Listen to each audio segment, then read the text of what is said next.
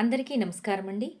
ఈరోజు మనం కార్తీక పురాణములో 17వ అధ్యాయంలో అంగీరసుడు ధనలోభునకు చేసిన తత్వ ఉపదేశమును గురించి తెలుసుకుందాం. ఓ మునిశ్రేష్ఠులారా, ఓ ధనలోభి, మీకు కలిగిన సంశయంబులకు సమాధానము చెప్పుచున్నాను, శ్రద్ధగా వినుడు. కర్మ వలన ఆత్మకు దేహధారణము సంభవించుచున్నది. కావున శరీర ఉత్పత్తికి కర్మ కారణమగుచున్నది. శరీరధారణము వలననే ఆత్మ కర్మను చేయును కనుక కర్మ చేయుటకు శరీరమే కారణమవుతుంది. స్థూల సూక్ష్మ శరీర సంబంధము వలన ఆత్మకు కర్మ సంబంధము కలుగుతుంది. మొదట పరమేశ్వరుడు పార్వతీదేవికి ఈ విధంగా వివరించాను. దానిని నేను మీకు వివరిస్తున్నాను.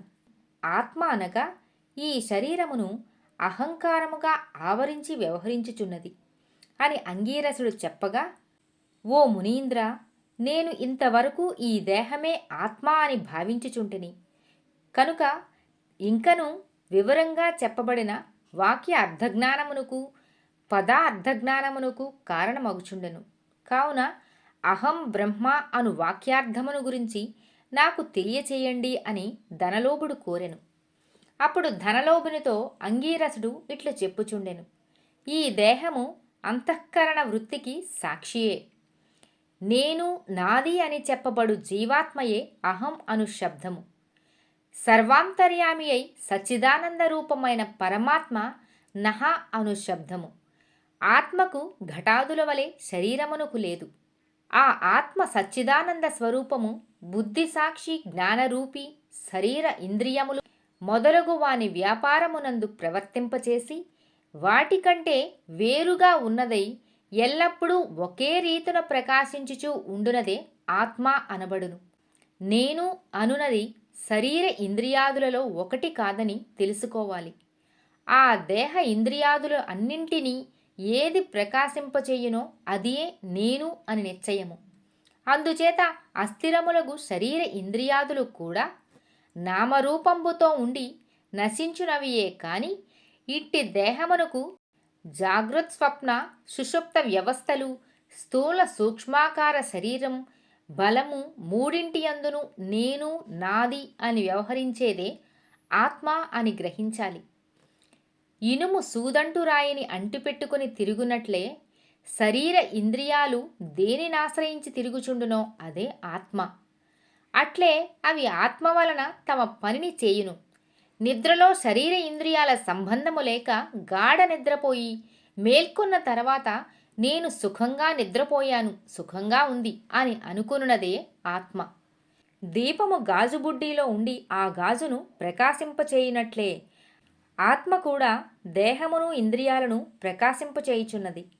ఆత్మ పరమాత్మ స్వరూప మగుట వలన దానికి దారాపుత్రాదులు ఇష్టమగుచున్నారు. అట్టి విశేష ప్రేమాస్పదమగు వస్తువేదో అదియే పరమాత్మ అని గ్రహింపుము. తత్వమసి మొదలైన వాక్యములందలి త్వం అను పదమునకు కించిత్ జ్ఞత్వాది విశిష్టమందు జీవాత్మ అని అర్థం. తత్ అను పదమునకు సర్వజ్ఞ దిగుణత్వ విశిష్టమైన సచ్చిదానంద స్వరూపము అని అర్థము.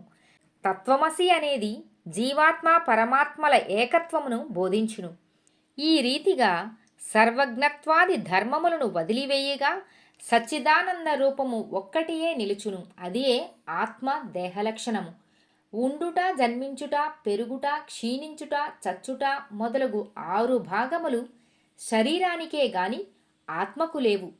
జ్ఞానానంద స్వరూపమే పూర్ణత్వము కలది. వేదములలో దేనికి సర్వజ్ఞత్వము, ఉపదేశము, సంపూర్ణత్వము నిరూపించబడి ఉన్నదో అదియే ఆత్మ. ఒక కుండను చూచి అది మట్టితో చేసినదే అని ఏ విధముగా గ్రహించగలమో అటులనే ఒక దేహాంతర్యామియగు జీవాత్మ పరమాత్మ అని తెలుసుకునుము. జీవులచే కర్మఫలము అనుభవింపచేసేవాడు పరమేశ్వరుడు అని, జీవులు ఆ కర్మఫలమును అనుభవింతురనియు తెలుసుకునుము. అందువలన మానవుడు గుణసంపత్తు కలవాడై గురు శుశ్రూషను చేసి సంసార సంబంధమగు ఆశలన్నీ విడచి విముక్తిని పొందవలెను. మంచి పనులు తలచిన చిత్తసిద్ధియు దానివలన భక్తి జ్ఞాన వైరాగ్యములు కలిగి ముక్తి పొందును. అందువలన సత్కర్మానుష్ఠానము చేయవలయును. మంచి పనులు చేసినా కానీ ముక్తి లభించును అని అంగీరసుడు చెప్పగా ధనలోభుడు నమస్కరించి ఇట్లనెను.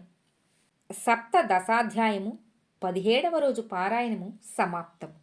సర్వేజన సుఖినో భవంతు.